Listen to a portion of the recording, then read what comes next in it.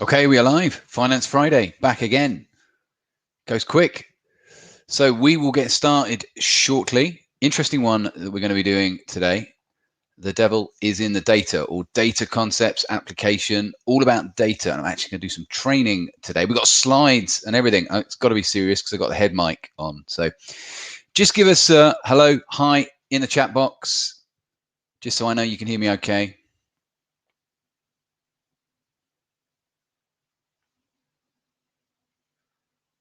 I can tell you're serious if you want to learn about data analysis when it comes to trading on a Friday afternoon. So yeah, just pop a comment in the box, just say hello. Let me know you can hear me all right, and then we'll get started.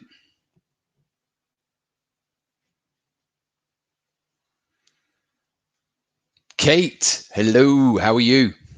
Good to see you. So yeah, give me a like, give it a share. Roshan's here. How are we, sir?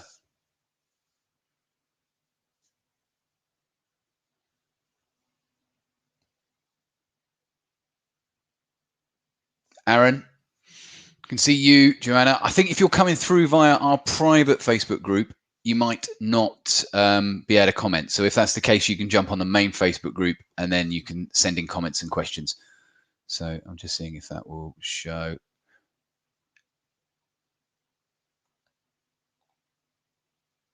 Alex, good to see you. I'm well. How are you? There's loads of you coming in. Good stuff. Serious ones, as I said a minute ago, serious ones. If you're learning about data on a Friday afternoon, who want to learn about data analysis on a Friday afternoon, you've got to be the serious ones. Right, I'm going to get cracking because there's quite a bit I want to cover. And as I said, I'm doing slides today. So you're getting slides, getting some training, giving you some insights. And this particular training, this is a shorter. Hey, Matt, good to see you. Hey, Joanna, good to see you too. Sorry, I can just all see your comments. I think there's a bit of a lag here, so the comments are starting to come through. So good to see you. If I've missed you, great to see you, and really pleased you're here. So this presentation I'm doing today is a shortened down version of one that I got asked to do by the Scandex group. It was probably about this time last year, actually. And it was myself and a group of other traders, Steve Ward, who wrote High Performance Trader. He was one of the speakers there as well. And I wanted to talk about data because no matter what you do within trading, this is a pivotal part of what you do, and it's one of our 4 pillars.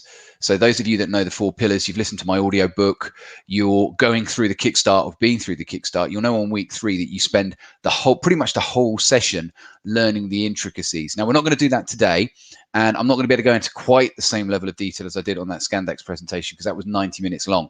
But I am going to go into why I believe data is so important and why data analysis, data collection, and data optimization. So essentially there's 3 elements to it. There's data analysis, it's data collection. First of all, you've got to collect the data for your trades the right way and collect the right specific data points. You've got to be able to analyze that data, and that's where a lot of traders fall down, and that's where we as a team are world class at what we do.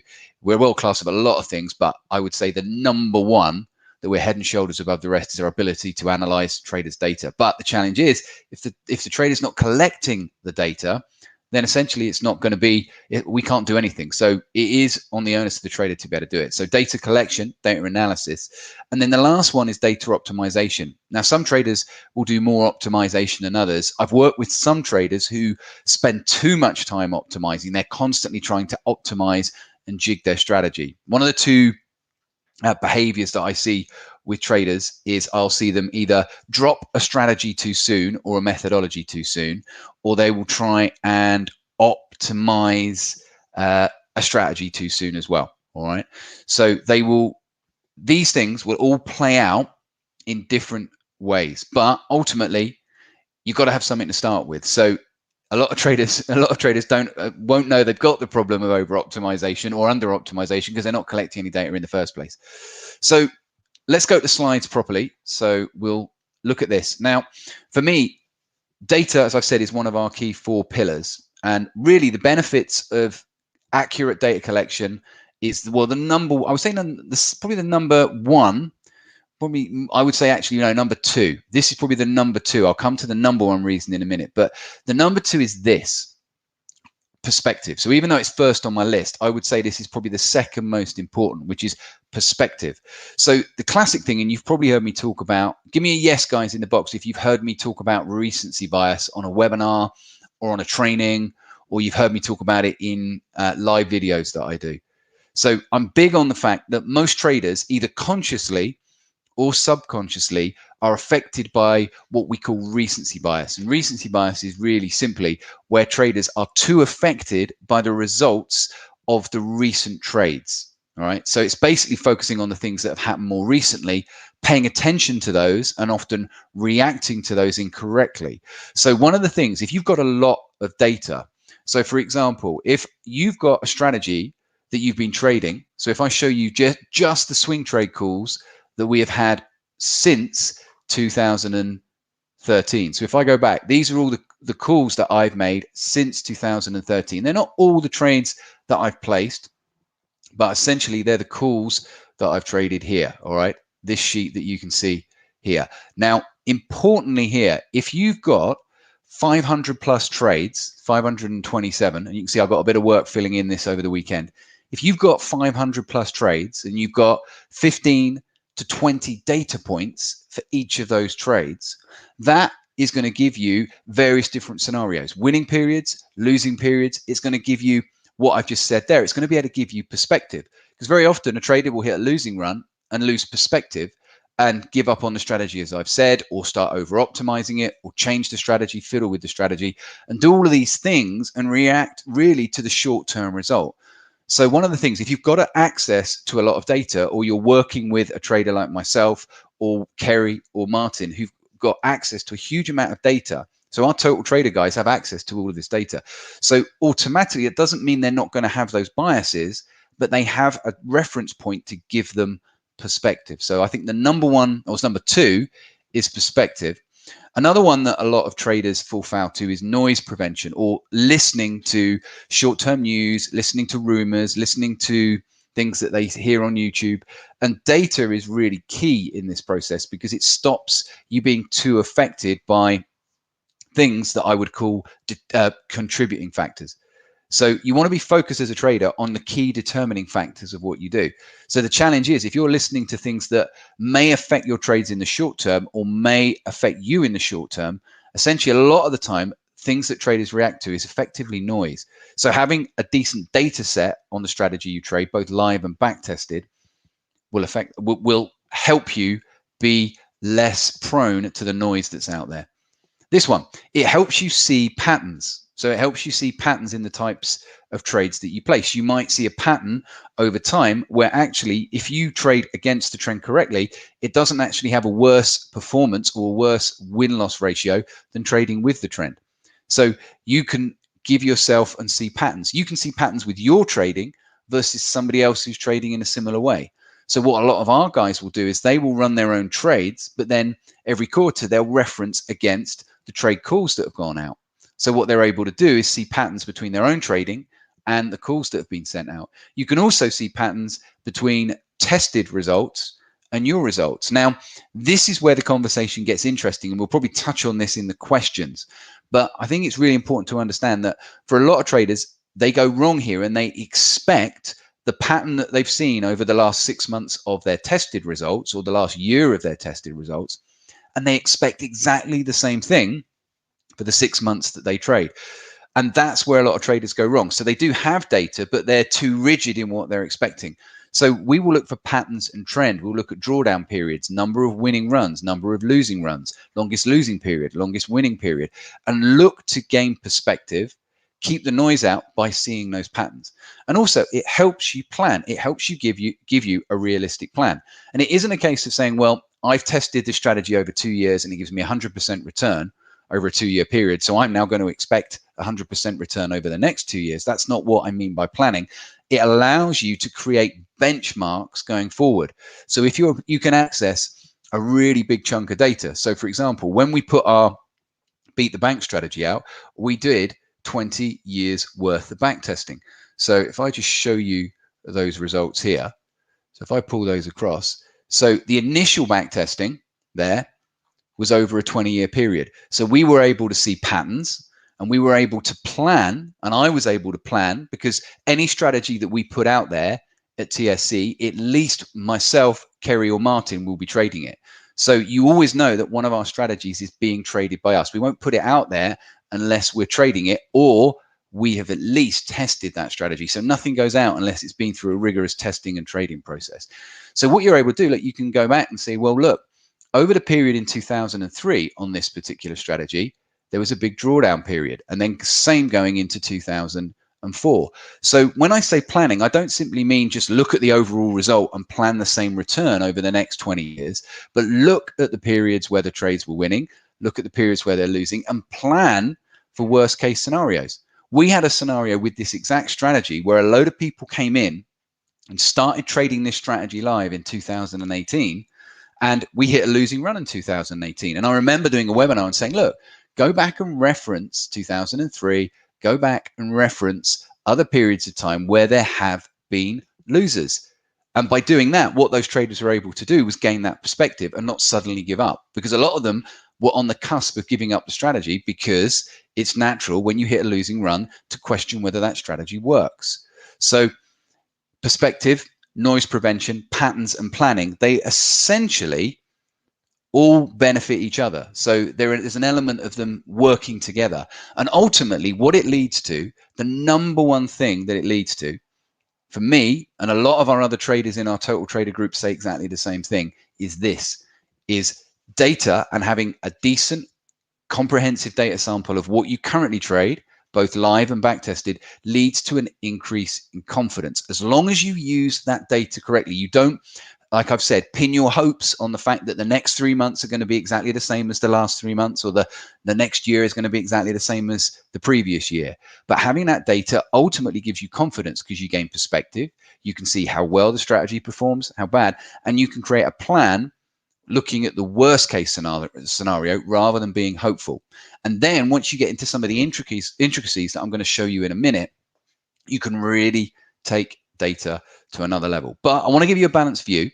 But before we get there, one last thing is false generalizations. This is a trading coach. And remember, I've been a trading coach for 13 years, Kerry and Martin for the best part of 7 years. And what you see is, you see this a lot. How many of you have ever, even in your head or said it out loud, you've been trading a strategy or doing something within trading, and in your head you're going, this doesn't work. So you've said that. Has anyone experienced that where you've gone, well, this doesn't work? So I'll give you an example. Sarah will back me up on this. If you spoke to Sarah, she'd say, when I'm tired, okay, I tend to be more negative and I generalize. Can anyone relate to that? So when I'm tired, knackered, I'm usually more grumpy and I generalize. So I'll say things like everybody instead of the person that I've got, I don't know, an issue with. I'll say everybody's this, that. Then you tend to generalize. And I see this behavior a lot in trading. So somebody will say, well, I've tried 3 other training companies and their strategies just don't work. And I'm like, well, firstly, I can't comment because I don't know what the strategy's performance is. I'll ask 2 questions. Did you get to see the data like you do with us? And secondly, usually they'll say no. And they'll say, well, did you trade the exact setup, every single setup? And for how long? And often what they'll say is, I only traded it for a couple of weeks. Well, how do you know the strategy doesn't work if you haven't got a data reference point to tell you that actually that strategy goes through periods where you might have 2 or 3 weeks where you don't have a winning trade? So what it does is, people often say this doesn't work. Technical analysis doesn't work. Why you must listen to the news if you're going to trade currencies. And all of these are false generalizations. And what data and a bit decent data sample does is stop these, or make it harder for these things to be ingrained in you. So when somebody says to me, that doesn't work, I'll say, okay, what data have you got to back up what you're saying? And nearly every single time, nobody has any data. Or if they do, when you look at the data's incorrect. So this is why I'm so passionate about this as a subject. And it's one of our, as I've said, one of our cornerstones, one of our pillars. But there are downsides to data collection. Now, it's important to understand at this point that I'm talking not specifically just about back testing. Does everybody understand what I mean? Give me a yes if you get what I mean here. So I'm not just talking about back testing a strategy. When I refer to data, I'm referring to back testing, I'm referring to real trading. I'm referring to trading that you're doing on paper or even demo trading. Give me a yes if that makes sense. So it's all types of data. The challenge is that a lot of traders will go, they see almost the data element is doing the back testing, and when the back testing's done, right, well, I'm just going to go off and trade. That's a little bit like the people who write a business plan and then shove the business plan in a drawer once they've got the funding and then don't refer to a business plan. So I think it's really important to understand at this point that I'm talking both about back testing and your live data analysis as well, because at the end of the day, both are data. So there are some downsides and some considerations. It's not all upsides. One of the downsides is it takes time. And I often get asked when I've done other trainings about data is, well, what do you think about automated backtesting versus real-time backtesting? Now, for me, my strong belief on this, that as a trader, the person, even if you're running robots or you're running systems, is, and this is why most people can't make systems work, because they haven't actually tested the system and they haven't got access to the data.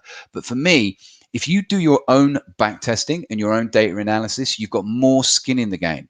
I think it's so important that you do at least some of it. Yes, you might have a strategy that you want to test over a huge data sample, let's say 20 years. So you might not necessarily do it either all yourself. So some of our guys at our total trader level, in Kerry Stacks Collective, they'll actually work together. So some will take some years, some will take the other, and then they'll randomly cross-check each other's data. All right. And that saves them a bit of time. So manual backtesting does take time. But there's another thing that goes on when you do that, which is pattern recognition. And this is so important. So if you're new to a strategy, part of data collection from a backtesting point of view means you get good or get better at seeing the trade and seeing the particular strategy that you're looking for. So it's not just a case of getting the data, it's also the pattern recognition within that. So it does take time and it takes discipline. You'll probably notice there that on my sheet, there are a few empty spaces at the bottom. So you've got to be very careful. If you get too far behind, only takes a couple of weeks, suddenly you can be 5, 6, 7 trades behind. So for me, I don't like to get anything less than a week behind on filling in my live trades. So usually I'm pretty good. I'm usually doing it at least every other morning or every morning, depending on how busy we are with trades. But if for any reason it slips, then I make sure I make that up at the weekend. So it does take an element of discipline. And for a lot of people, me included, it's boring. I like the trading side of it. I don't like sitting in front of my charts, filling out spreadsheets. So it's very important that you link enough benefits to doing it to get over the pain of the boring element of it. Some people love it, but for me personally, it's not something that I love. So I've had to work really hard to link enough benefits. I literally wrote out over and over again the list of benefits that I would get from having a more data-oriented approach to my trading. And it worked. My trading improved. So a lot of people say, oh, I hear traders saying you shouldn't backtest, or backtesting's overrated, or why backtesting doesn't work. Well, we've got 100% success rate at TSC. There's nobody that has made it to a consistent level as a swing trader or a day trader that hasn't done some form of backtesting. Some will do more, some will do less, but there's 100% correlation between our successful traders and backtesting. So backtesting and then data collection. So nobody can tell me that it doesn't have an impact on what you do. Another argument people have, and I've even heard other people talk about this on webinars that I've been on, which is markets are never the same. So markets are never exactly the same. So why bother? And it's that same thing. Well, why do I do all this backtesting when I know that the live conditions are going to be different going forward? Yeah, but there will be a pattern to it, and it will give you perspective and confidence. Like I said, if you're 2 or 3 losing trades down, and you can go back to your data and see that over the last 5 years, that's happened on numerous occasions, you're far more likely to be happy about taking the 4th trade. And if you've got to hold that 4th trade for a 4-to-1 or 5-to-1 risk to reward ratio, then you're far more likely to do that if you've got a data reference point to help you with that. All right. So yes, I get that. Why bother when markets aren't the same? But again, link it back to perspective and confidence. And also, really important consideration, which I've touched on already, which is don't expect the same results, the exact same results for the last 3 months, the last 6 months. I was coaching a girl, it was probably about 2.5, 3 years ago, and she was far too rigid. She was great. She went away and did the back testing. But what happened was when she sent the results in, her first 3 months of trading relative to the 3 months of back testing were different. And I said, well, there's two considerations here. Number one, your performance might not be as good as your back tests, because your back tests, you've got the benefit of not being live, not using real money, and just collecting the data.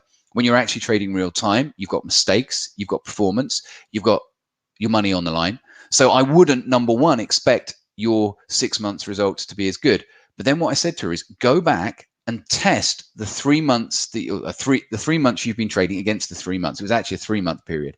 And she had 2 blocks of 3 months of testing. So I said, go back and test the 3 months so you can compare your 3 months of live trading against your 3 months of tested, the same period, and then go and compare the tested period for the 3 months you've traded to the other 6 months. Just grab different 3-month periods within that 6 months.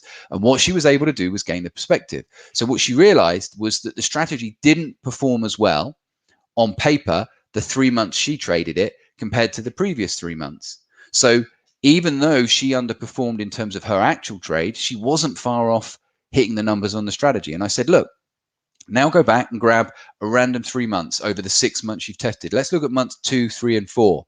And when we looked at months 2, 3, and 4, what we saw was that period was actually a lot worse than the results she's got. So I said, look, you've got to be able to gain that level of perspective and be able to see that your 3 months that you first go live, yes, you've got the hope and the want to do as well as the last 3 months on paper, but it doesn't necessarily mean anything's wrong because you haven't done that.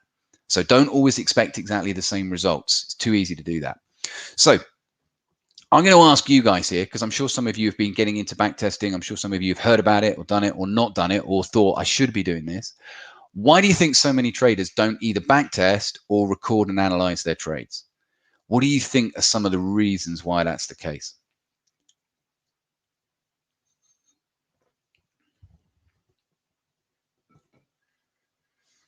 I've given you some of the downside, so I've given you a little bit of a hint. But if you can speak from personal experience, please share it. So what do you think are some of the downsides? So you might have been sitting there going, I know I should be doing more back testing, but is it just for you guys or some of you that it's a bit boring? Is it that you're unsure what data to collect? Time consuming, Matt. Yeah. And I think that what I see is this direct correlation. Confidence, Boris, great. It's time consuming. You want to be trading, not logging and testing. That was me. Yeah. Think it's boring, Oliver. Yeah. All of these things come up.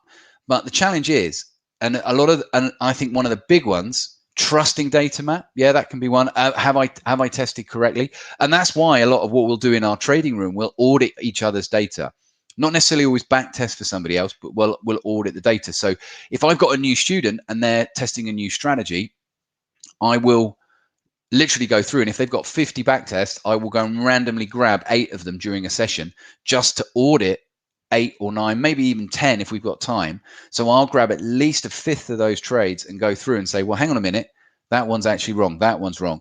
And then if they're wrong, I'll get them to go back and look at them. And one thing you can do in a situation like that, if you're not trusting your data, is take a break from your testing and go back and force yourself to try and find losers. Because we naturally tend to have a tendency that our data is, we have a tendency to look for the positive results, the confirmation bias of the trades we want. So often we'll miss the losers. But a good one to do there, Matt, is to specifically not, whenever you've got a chunk of data, is, as I've already said, don't expect the same results with your own trades. So if you've got a goal of 50% a year, my simple rule is if I've got a goal of 50% return in a year, then I'm going to want 100% return from the strategy on paper, because that allows me to underperform. It allows it to have a bad year, and it allows me to understand and factor in the fact that even after 20 years of doing this, when I test, there's probably still a little bit of positive confirmation bias going on. But Roshan, you've put the key one there. And on the Kickstart, this is why in week 3, most of the week 3's live training is spent on this, because most traders don't know what data to record. Now, I'm going to go through some of the key elements in a little bit. I haven't got time to go through, say, 15, 20 different data points, but I'll go through some of the key ones there. But yeah, most would be, I would say, is skill set. They literally don't know what data to record. Fear, I think for a lot of traders, and some of you might be able to relate to this, is you will sweep your bad trades under the carpet. So if you break your rules, do something wrong, you'll kind of sweep it under the carpet, or you'll be hovering around break even. So a lot of traders will say to me, I say, so what do you think's wrong with what you're doing? And they'll say, I've been hovering around break even for the last year. Well, what probably means is they've been hovering around break even for the last 2 years. But what they haven't got is the data, because the data will tell them the absolute truth. So I think for some traders, it's a genuine fear. They know they doubled down on 2 trades and doubled their risk to try and win back their money. But if it's not on the spreadsheet, or it's not written down and documented somewhere, they can essentially sweep it under the carpet. So one of the things I always say is, once you've got the data, you can't hide from your mistakes. You can't hide from the results. And it means that most traders would have to address bad habits. And the challenge is when money's involved, everything gets distorted. So a lot of people don't like the idea of backtesting because they've got to put time in, but they like the idea of a 50% return a year. Well, plan out a 50% return a year for the next 20 years. And then when you see what the result would be, you might think, actually, it's worth putting the time in. But the challenge with money is most people are offering a super quick fix. So they'll either give you a robot that will test it for you, or you can trade a robot. And the challenge with that is that you're opting for the quick fix scenario. And as I said, you haven't got skin in the game. All right. So I would say the main reasons are skill set. They don't know how.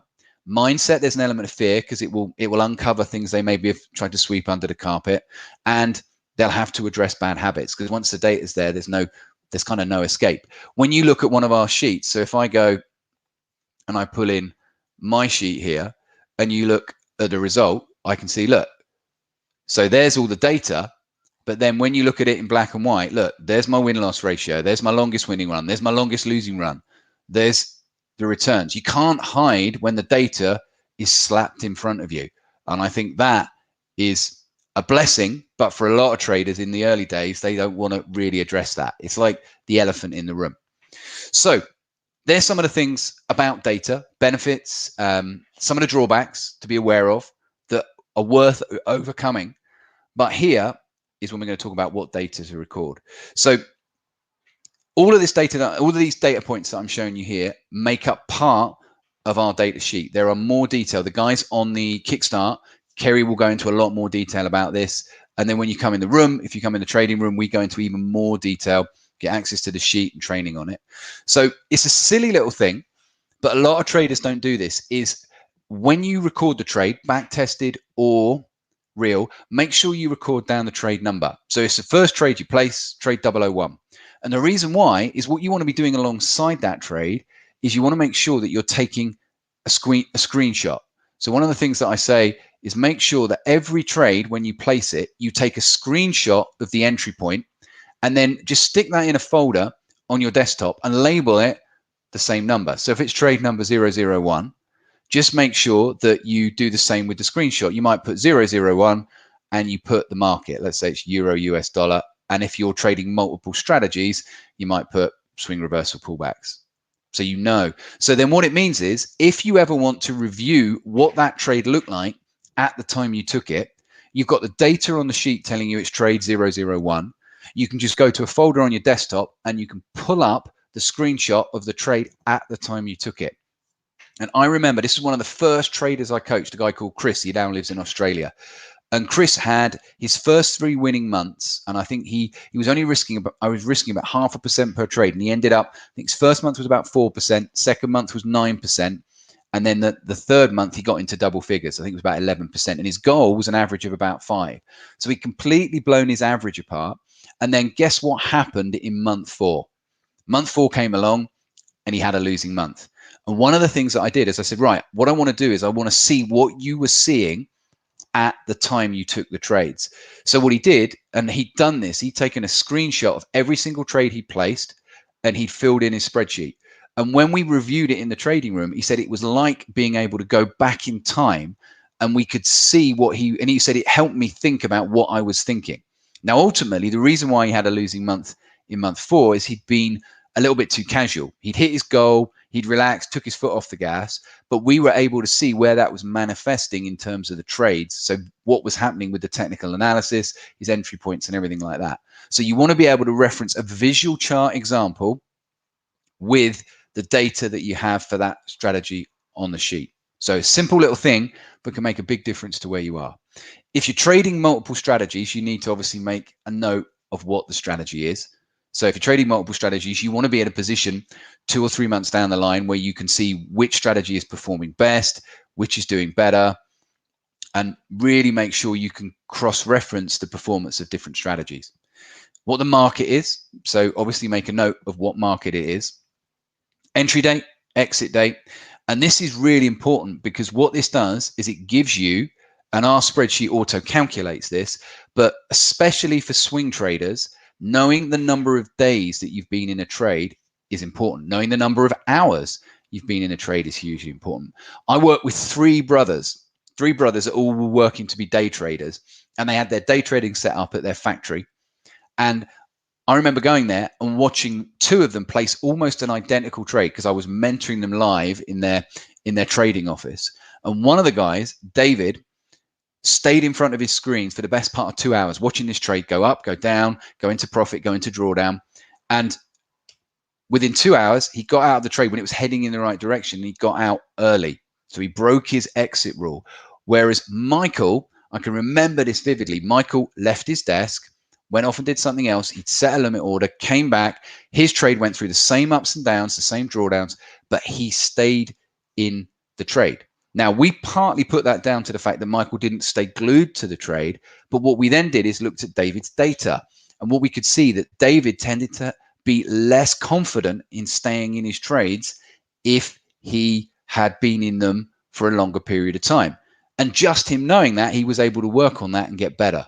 So knowing the time you've been in trades, I see this with traders who've been in swing trades for 2 or 3 weeks. They start to get jittery and they question what they're doing. But remember, our goal is to get into the trade, define where our stop is, and define where we're going to get out. We don't know how long it's going to take to get there. Some trades will take a couple of days. I've had swing trades that have been over and done with in about 5 minutes, whereas I've had swing trades that we've been in for 3, 4, 5, sometimes 6, 7 weeks. I think probably the longest swing trade I've been in is about 4 months. So entry date, exit date, entry time, important there as well. Really important one is make a note whether the trade was a long trade, you were trading to the upside, or a short trade trading to the downside. And the reason this is so important is very often in the early days, traders will bias the long side. And the reason they're biased the long side is because that's naturally in their head what they're looking for. They're looking for price to go up.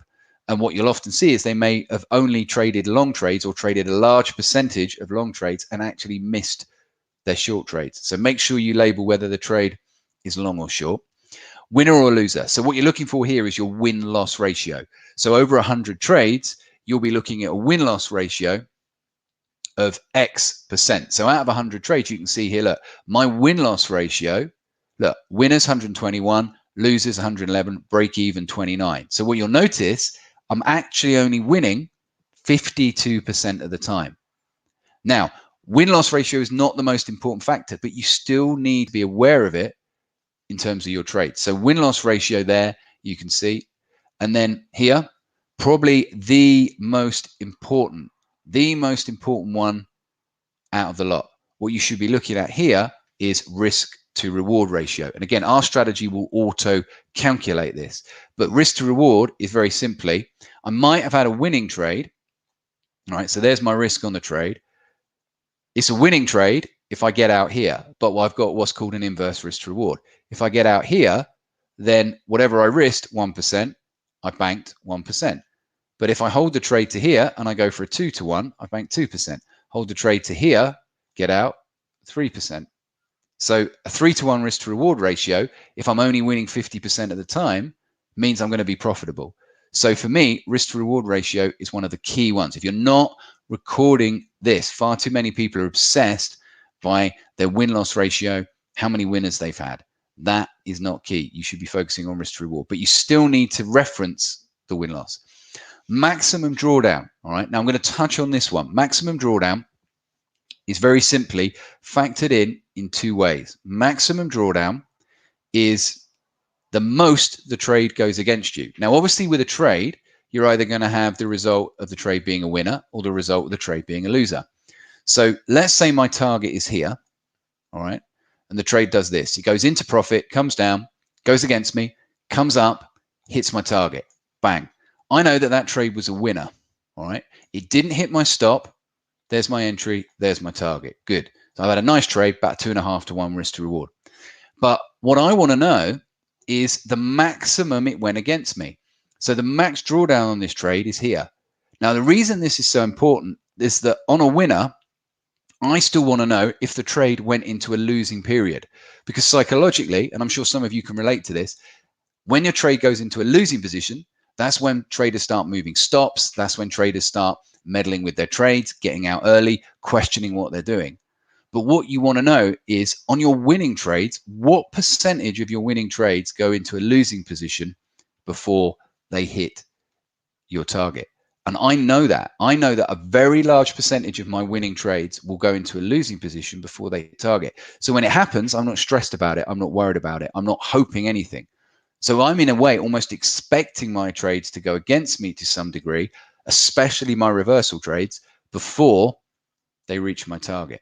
From a losing point of view, so if the trade goes up, and actually what happens is we don't go up and hit the target, so we don't go all the way up here. What happens is we come down and price stops us out. What I want to know is if I am going to be stopped out, did I get stopped out and nicked out of the trade and price came up and hit my target? Or did I get stopped out and price carried on in that direction? Because what I actually want is if I am going to get stopped out, which I can't control, I want price to stop me out and keep going. Whereas a lot of traders don't think that way. So if I get stopped out, I want to get stopped out and it keep going, because then I know I put my stop in the right place. The worst thing is when a trade comes down, stops you out, gives you the finger, and then bang, goes and hits your target. Now, that's going to happen. I'm sure that's happened to some of you, and that may happen a few times out of 100 trades. But if that's happening regularly, then it might be that on your losing trades, what you actually get to see is, well, hang on a minute, I keep getting nicked out of my trades. Maybe I need to factor in the spread with my stop. Maybe I need to increase my stop by a little bit. Maybe I need to, rather than go for a fixed stop of 50 points, if you're using a fixed stop, I need to go for a fixed stop of 70 points. Yes, it will reduce my risk to reward from 3 to 1 to, I don't know, 2.5 to 1. But then I'll have enough winners to get some traction and I'll end up making money. So all of these little things are going to help you. Then here, maximum exit. This is one I see all the time, and Kerry will see this with her new day traders in the day trading room, is traders will do things like this. And some of you might be able to relate to this. So you're looking at the price action, you're in the trade, just get the pen up. So you come along, you take your trade, you enter, your stops here, price goes up, you're in profit, you feel good. It goes against you, you worry, then price goes up, and you are sitting waiting for price to hit your target. Price gets close to your target, comes down, and then you'll say something like this: shit, should have got out. I'm sure some of you can relate to that. Price almost gets to your target, starts coming back the other way, and then comes back up, hits your target, and the main emotion you feel, because it came all the way back up and eventually hit your target, you feel a huge amount of relief right at that point. So you feel a huge amount of relief, and then price does this, and a week later you're looking at it saying to yourself, I should have bloody stayed in it. And I see this all the time. People with the benefit of hindsight say shoulda, woulda, coulda. All right. Well, maximum exit is recording either on your losers or your winners. But here in the case here on a winner, you're recording how much more the trade ran on past your target. And again, accumulating that data over a period of time, what you may see is over time, if you can correlate clean air on a with the trend trade with a high percentage of those trades doing I don't know, an additional 50%, you could start potentially increasing your target because the data's telling you to do it, rather than you getting all emotional and seeing one trade push through and think, should have run my trade for longer. Because traders will often think that, and then on the next trade, they'll take that trade, they'll try and run it for longer. No, I'm going to run it for longer. I'm going to run it for longer. And then it does that.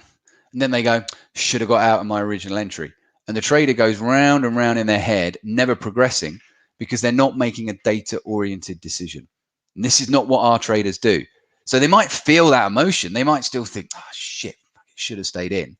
But they go back and reference the data. And that's where the confidence comes in.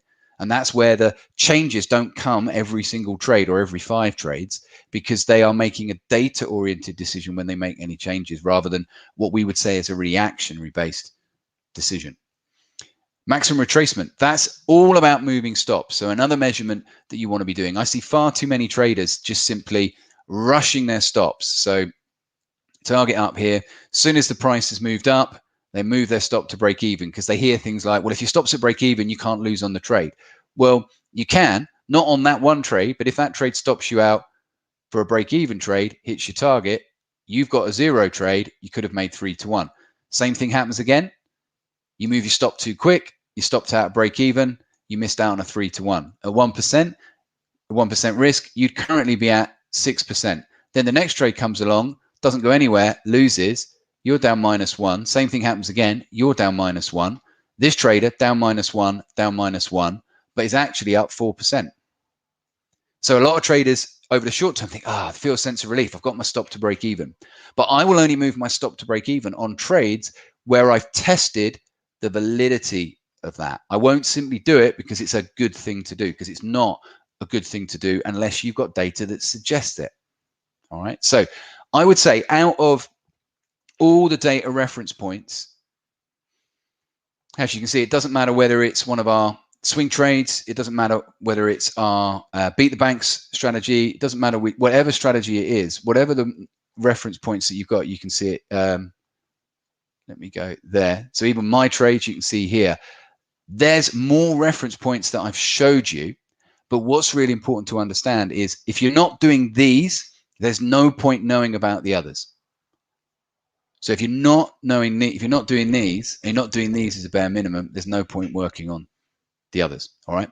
Now, before I come to questions, I just want to cover a couple of things. So when you're optimizing and analyzing your data, and we do this in the room, we have a very, very stringent process we go through, and we've looked at thousands of traders' charts, but this is a really important couple of things to look at. So we look at overall return on investment. We do look at win-loss ratio, and as I've already said, but we focus on this risk to reward, and you look for the sweet spots. So you look at whether you're going to run a fixed risk to reward on trades. Some of my strategies, it's a fixed 3 to 1. Some of my strategies, I'm running a trailing stop. Some of my strategies, I'm using a moving average, higher time frame moving average as my target. So I'm in a variable risk to reward, but you still look for the sweet spots. Another one, trade frequency. How often are you getting trades? Do they come regularly or do they come like buses? Depends on the strategy, depends on the market conditions. Drawdown percentage on winning trades, which I've already talked about. What percentage of your winning trades go into a losing position before they hit target? Really important one. Is moving my stop worth it? Which is the max retracement. Don't simply move stops, do the work to see if it's worth doing it. Should I run my trades for longer? Again, I've covered all these already. Timing trades, that can affect discipline. So go back and look, if you know that you're undisciplined and you keep fiddling with your trades, is there a correlation between that and the amount of time you spend in your trades? What's the average time that you're in trades for? So look at the average, look at the mean, look at the sort of data either side of it, and get a perspective, what we call an eyeball average of how long you're in trades for. Because it might be that it's okay to be in a trade on a regular basis for 2 or 3 weeks, but you get jittery and start playing with the trade. Really important one, longest losing run, which is the most number of losers in a row. Mine is 11. Yeah, that shocks most people. But when you've worked with traders, and like me, I've got traders who've been in the game for 30, 35 years, it's not uncommon to have long losing runs. It's how you manage them that's key. But also, worst performing period. This is really important. What's the period where, with your winners and your losers, is it 6-month period, 3-month period? Is it a 1-year period? All right, look at that. And then also look at the opposite. What's the longest winning run? Ironically, it's the same. I've got an 11-1 winning trade. What's the best performing period? How often do you have it? Do you have slightly lower performing periods? But look at that. All right. So best performing period, worst performing period. Good. So that is a drilled down version of I say essentially what we teach both at the Kickstart level and then even in more detail in the room. So has anybody got any questions pop your questions in the box. I've got a couple of questions from people. Matt, when you record maximum exit and it goes through a support and resistance, do you record the maximum exit at your support and resistance because that's where you would likely set your target price? No, because your target price is different to the maximum exit. Make sense? So if you're looking at a trade, and I'll just draw this, I'll draw this on the screen. So let me just go back.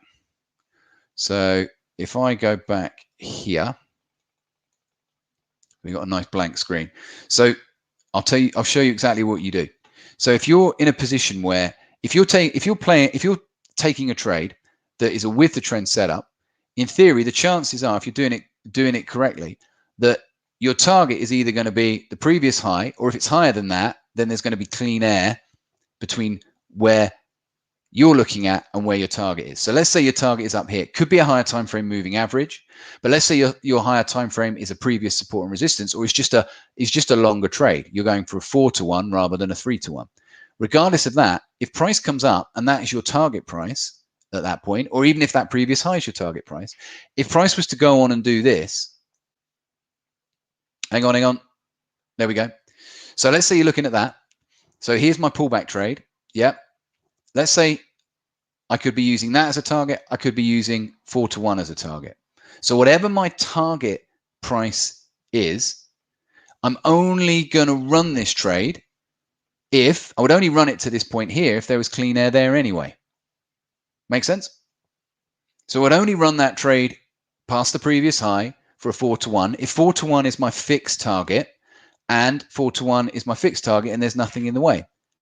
So in that scenario, if price runs past that level, and let's say it goes all the way up here and does the best part of a 7-to-1, then my max exit I'm going to write in as either the price or a ratio, and write in the ratio. Now, if that's blasted through a previous support and resistance, so let's say we've got a 2-year set of highs here, I will put that down as a note, but I won't put that as my max exit. But then what I would realize when I went back and referenced it is I would say chances are I wouldn't take that more than a 6-to-1. Or it might be that you're running a trailing stop and you're not paying attention to previous support and resistances. Does that make sense? So what I would be always doing is if price breaks certain key levels before it does the max exit, I'd be making a note of that. And then when I look back going, okay, so what would the reality be if I was trading that? Yes, it did a 7-to-1, but the reality is I probably wouldn't have held that any longer than a 6-to-1 because I'm not going to hold that trade past these previous resistances. Bearing in mind, as you can see here, I was trading at 4-to-1.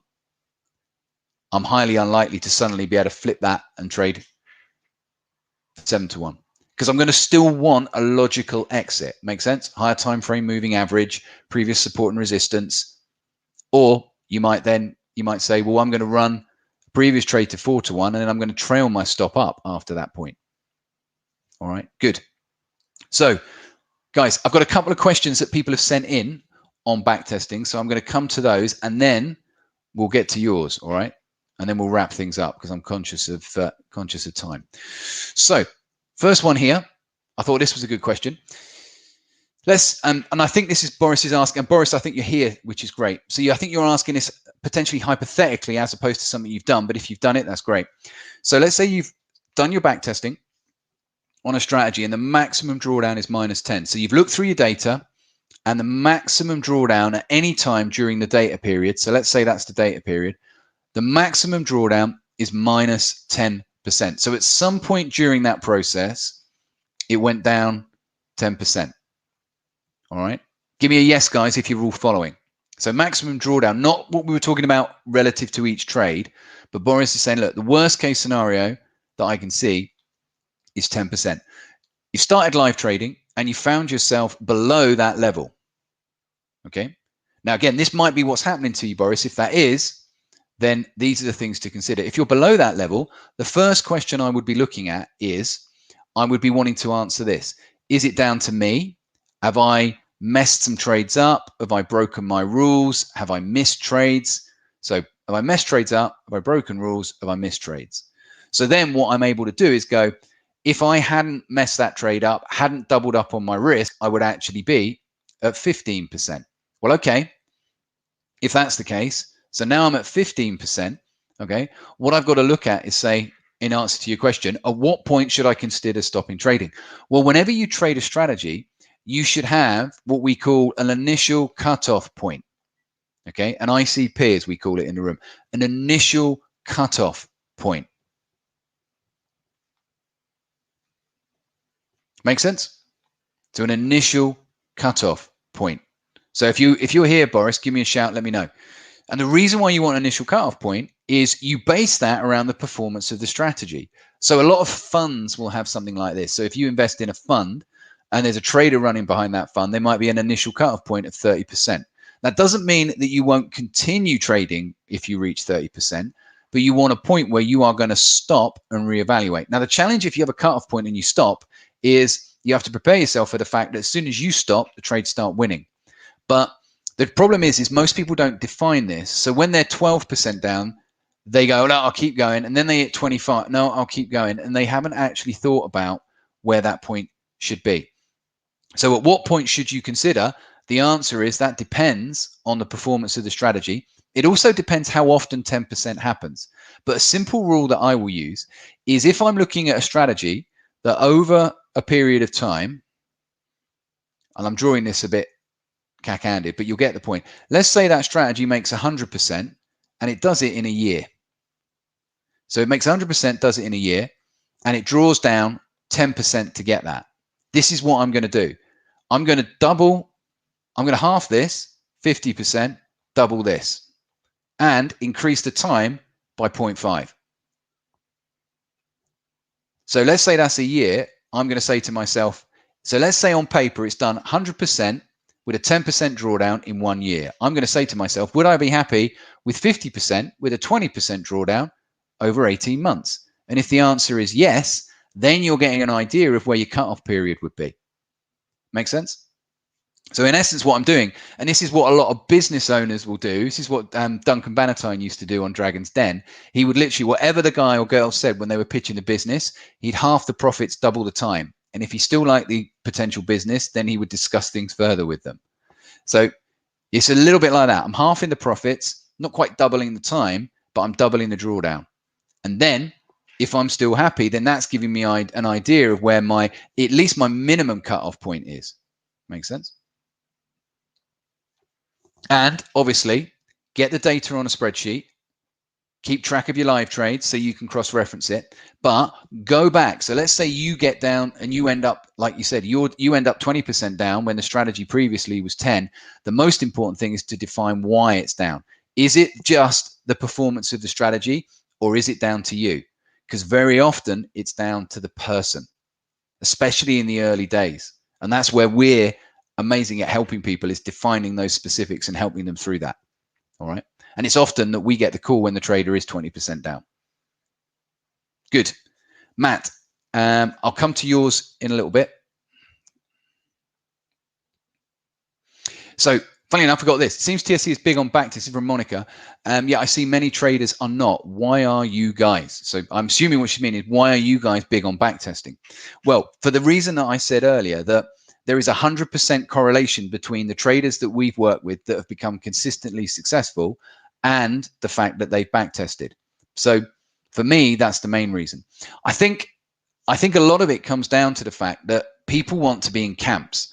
So you've either got the people that are in the backtesting camp, or they're in the no backtesting camp. And then it's a bit like you've got people in the technical analysis camp and the people in the fundamental camp.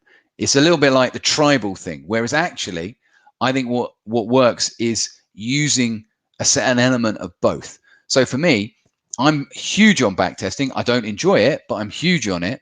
And I'm really key on real trading. So I think most traders will agree that data collection is important. But the reason I'm key is, as long as you put your backtesting into perspective, like I've already said, you don't rely on it 100% to do all the things and expect that your next set of trades is going to follow along. Remember, you're working in the markets. There's patterns, but there's an element of linear correlation to it, but it's not right. Well, I made 50% in the last 6 months, so I'm going to make 50%, and I expect 50% in the next 6 months. If you put that much emphasis on your back testing, you're much more likely to fail. because you're being too rigid in your approach. All right. Good. So they're the 2 questions. So guys, pop your questions in now into the comments box. So Matt, how do you assist people that end up getting discretion in their backtesting data? I have a problem of starting to scrutinize and analyze trades when doing backtesting. So you've got to ask yourself, well, I'm going to ask you why. So what, or maybe a better question, have you got a data point, so a set of data where all you've done is record every single strategy that's set up, every time the strategy criteria is set up? Have you got data that has that? So it sounds like what you're doing is you're bringing your own discretion in as you're testing. And this is a common thing. So what we see is positive confirmation bias. So what people do is they tend to record the winning trades and miss the losing trades, which is why you do that ratio. If it's 100%, 10% drawdown, you do the whole 50%, 20% drawdown. Worst case scenario, you factor it in. But the first round of backtesting should always be pure strategy. And very often the reason why people don't is because when they're actually backtesting, they hit a losing run and they don't like it. So they start using discretion too early. Now, you can use some discretion in your backtesting, but it has to fit into a framework. So it can only be possibly 1 or 2 elements, and you have to define those, and they have to be the same, and you have to log down when they are. So let's say you were using a variable target on a pullback trade. So you're saying, look, I want to test the validity of a variable target on a pullback trade. So let's say you're going to say, right, I'm going to use higher time frame support and resistance. So let's say you're trading on the daily and you're looking at higher time frame support and resistance on the weekly.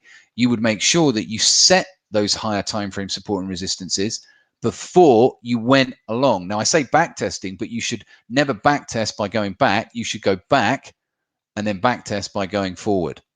So it needs to be a very, very tight framework of discretion, ideally only one thing. And if you haven't done a round where you've just purely tested the strategy, then you shouldn't really be bringing in any back testing, any discretion into your back testing in that first run. All right, good, cool. Guys, any other questions? Has anybody got anything they want to ask me? It doesn't even have to be data related. Is there anything that you want help with? So good news, I've spoken to Martin and he's got a few things on at the moment, but Martin, one of our other trainers, he's going to come on and do an interview like Kerry. His story is fascinating and he won't pull any punches as well. So I'm hopefully going to get him on the show around May time. So we'll bring him in. I've got a couple of other guests that I'm lining up. It's just getting people on a Friday. I've cursed myself with the name, haven't I?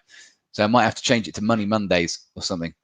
So yeah, getting people on a Friday afternoon is a little bit tricky. So yeah, I've got a couple of other really cool people within the trading world, but also outside as well. Good. So has anyone got any other questions? Couple of minutes to go.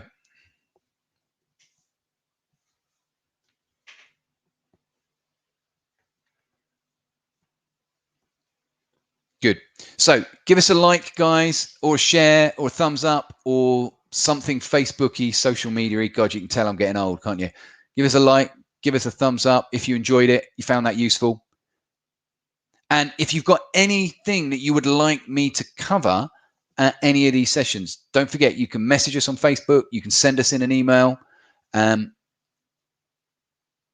us know if there's anything, any area you'd like me to cover on these, then we'll do that. So yeah, I'm going to get Martin in. I've got a couple of other guests lined up in the world of trading and outside. What are my thoughts? I got probably 30 seconds on this, Alex. FTMO. I think FTMO is great. We've got a lot of guys that have been through and are qualified. But the most important thing with FTMO is you don't trade to get qualified. So it's actually FTMO. Yeah, I think you're meaning the same thing. So don't trade to get qualified. Trade the setups and the strategy, and make sure the strategies you're trading are within the framework of what gets you qualified. And then this is key. A lot of traders are using it as leverage. One of our guys has used it. So what he's done is he got qualified, got the $300,000. And then what he's done is, rather than go full time, what he's done and rely on that money as a wage, because a lot of the traders, what they're doing is they're trading on $1,000 account, and then they're relying on that money as a form of wage, which I think is dangerous. But what he's just doing is he's just using the money that he earns through FTMO to grow his account more quickly. So that would be my approach. Have a conservative approach to it in terms of your perspective, and I would use it as a way of building your equity part, your capital for your trading, rather than using it as a way of paying the wages, if that makes sense. But yeah, I think these types of things are good, but you just got to be careful, because what's likely to happen if you're involved in it, either trying to get qualified or remain qualified, is it's likely to increase the amount of fear and greed response you have over a short-term period. So you've just got to be really, really careful with it. Yeah, makes sense. So, and if you need the money to pay the rent, then I don't think that's necessarily a good idea. And the guys that I work with when they go full time, I did exactly the same thing with Martin. Martin made, I think it was 3 months money in a week, and he was like, right, I'm quitting my job. And I was like, no, you're not. Build a bit longer. So then what you can do is you can extract the cash that you need for 6 months or 12 months and set that aside, and then trade and build your capital pot, rather than trade for a week, trade for a month to pay the rent. I've been there. It doesn't work very well. So that is a much more strategic one. And then you can use FTMO alongside that. So FTMO I just see as a really good way to increase your capital pot more quickly. And that keeps the pressure off. All right. Good. Guys, I've got to run. Hope that was useful. We'll be back again soon. Keep an eye on social media. Keep an eye on your emails. And as I said, if you need any help, you've got any questions, you know where we are. Have a great weekend. I'll catch up with you soon.